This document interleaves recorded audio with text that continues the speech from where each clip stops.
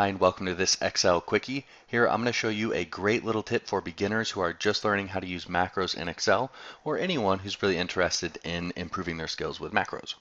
This tip comes courtesy of Wayne, who put it in a comment to one of my previous videos, and it's really a cool little tip. So you want to open up the worksheet here, and then hit Alt F11 and open up the VBA window over here. And what we're going to do is we're going to record a macro and watch it write the code as we are recording it. This is so cool. So go to the View tab, Macros, and record macro.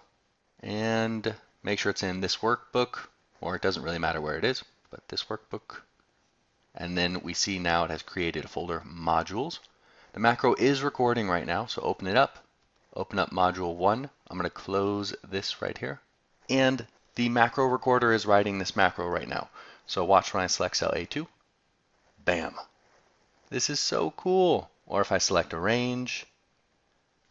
So you can see the code that would represent what you're doing, and it's being written as you're doing it. That's really helpful if you're not exactly sure how macros are working, and sometimes it writes a bunch of extra code that's not related to what you really want. So I don't care about selecting, I just want to know how to put a value in it. Put the value in, enter, and I can see that the select happened before I did that. And now I've got this, shows me that I just input the text. Of course, I wouldn't do it necessarily this way using formula R1C1, but the point isn't to show you the best way to do something in a macro. The point is that it's still recording, so you can see how it does it. Bold, selection.font.bold. It's a really cool little feature. Let's put in a chart.